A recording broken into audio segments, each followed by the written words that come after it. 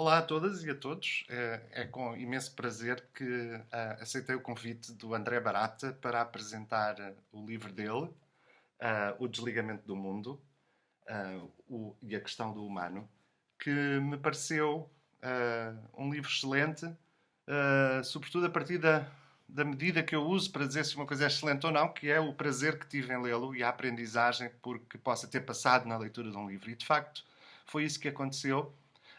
Deu-me um enorme prazer e, sobretudo, deu-me um prazer perturbado, porque li este livro durante o confinamento, provocado pela pandemia da Covid-19, e o livro tem tudo a ver. Não é um livro feito à pressa para aproveitar a pandemia e fazer a milionésima reflexão sobre a mesma, mas a reflexão do livro já prevê os efeitos da pandemia e o tipo de situação por que passamos enquanto humanos na mesma.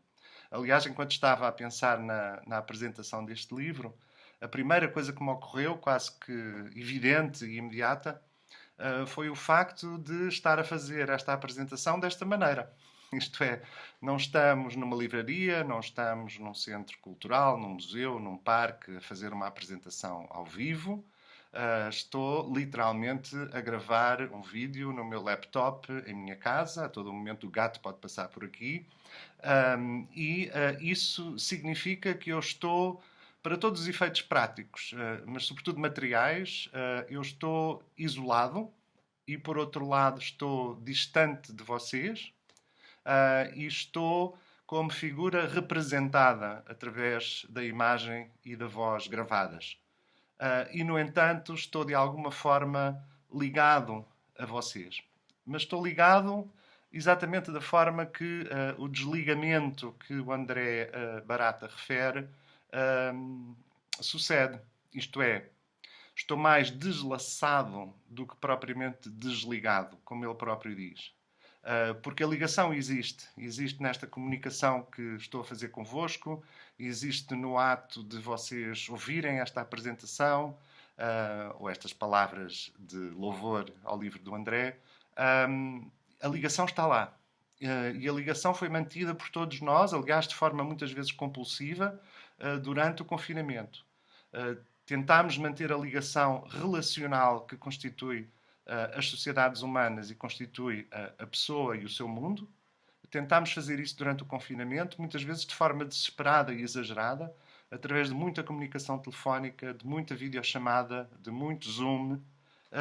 E talvez esse desespero com que o fizemos e o exagero com que até o fizemos seja revelador justamente da nossa absoluta noção de que esse desligamento ou esse deslaçamento já existiam e que a pandemia apenas o tornou mais evidente.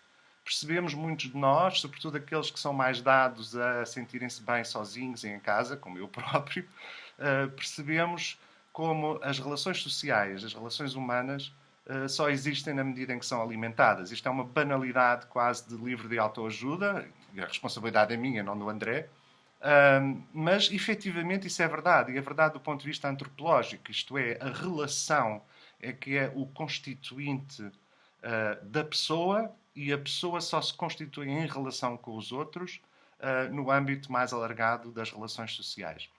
É claro que o que nós fazemos em situações como esta gravação áudio e vídeo para a apresentação de um livro em modo remoto, é obviamente relacional também ela. E eu creio que este é o elemento que subjaz a muito do lado mais esperançoso, ou pelo menos que apela a soluções positivas para a questão mais geral do pós-humano que o André coloca, conectada com a questão do desligamento em que temos vivido há muitas décadas ou mesmo séculos e que é característico do tipo de vida que a modernidade instituiu. De certa maneira, não só o André nos diz que esse desligamento sempre existiu, mas diz-nos que também o pós-humano sempre existiu.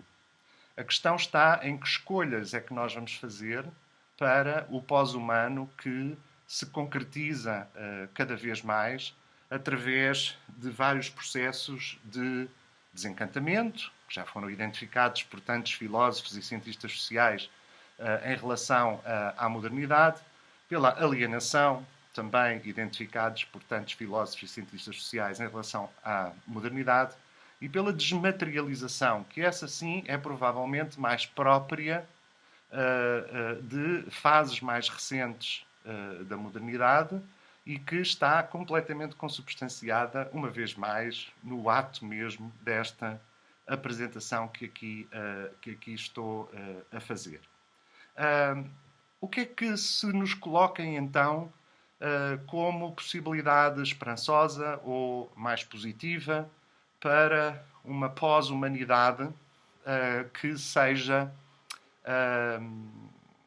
uma pós-humanidade baseada nessa relação que é constituinte da pessoa e que é constituinte da sociedade? Talvez o próprio termo que eu aqui usei, que creio que o André não usa, pós-humanidade, ajuda a revelar isso, que ele próprio quer dizer no livro e afirma de forma clara de outra maneira, que é o pós-humano não tem que estar desligado da humanidade. E, portanto, o que temos que pensar é quais é que são as formas através das quais este pós-humano que cada vez mais se concretiza, através de várias formas de desligamento, deslaçamento, desmaterialização, alienação, desencantamento do mundo, etc., etc., como é que isto pode ser feito? E eu creio que existe não um cardápio de sugestões ou de soluções. O André não cai nesse tipo de erro, não é? Não está a fazer um livro de sugestão política concreta e muito menos de autoajuda, mas trata-se de identificar aquilo que perdemos, mas ao qual não temos que regressar. Isto é, o desencantamento que sentimos, o desligamento que sentimos, com o pós-humano a concretizar-se cada vez mais, não é solucionável através da nostalgia ou do regresso a qualquer coisa do passado que, na realidade, está a ser construído no presente pelo nosso imaginário. Portanto, não se trata apenas de regressar à Terra, não se trata de regressar à religião, por assim dizer, não se trata de regressar a formas conservadoras de família, etc., etc. Trata-se de perceber qual é que é o elemento relacional que se deslaçou e que pode e deve ser reconstituído, sendo que depois pode resultar em formas sociais e de relacionamento e de instituições que sejam completamente diferentes daquelas que alguns nostálgicos gostariam de ver regressar em termos de passadismo. E o André identifica muito bem a questão do religamento, que seria justamente o processo contrário ao desligamento. E esse religamento, que ele vai etimologicamente, e como é evidente, conectar com a noção etimológica de religião, tem a ver justamente com essa possibilidade de pensarmos aquilo que perdemos, mas que pode ser recuperado. E existe uma série de imagens e de metáforas disto que o André vai utilizando, como seja brincar em vez de jogar a, viver em vez de sobreviver, e que são elementos que têm a ver com formas de fazer as coisas, independentemente da forma que essas coisas vão assumir. E essas sim são receitas para pensarmos o pós-humano. A propósito ainda desta condição em que a apresentação está a ser feita, em casa, desta forma desmaterializada, com esta tentativa de religação às pessoas, mesmo na sua ausência material, eu estava a pensar numa série de ficção científica, e sei que o André Barata também gosta de ficção científica, chamada Battlestar Galactica, e que eu estou a rever pela enésima vez, porque tenho uma espécie de fanatismo por aquela série, mas onde efetivamente estas questões se colocam, mas curiosamente não se colocam entre as personagens humanas biologicamente, colocam-se sim entre as personagens androides e cibernéticas que, desenvolvendo a sua consciência, descobrem que o seu verdadeiro problema é como serem parte da humanidade, o seu desejo é serem parte da humanidade, apesar de elas serem claramente os mais pós-humanos de todos, mas tão pós-humanos que são mais humanos do que os humanos, nas suas preocupações de religamento.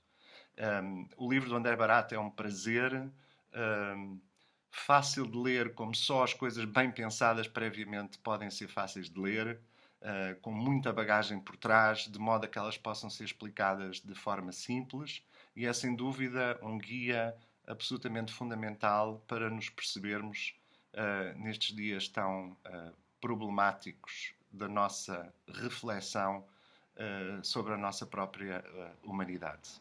Obrigado.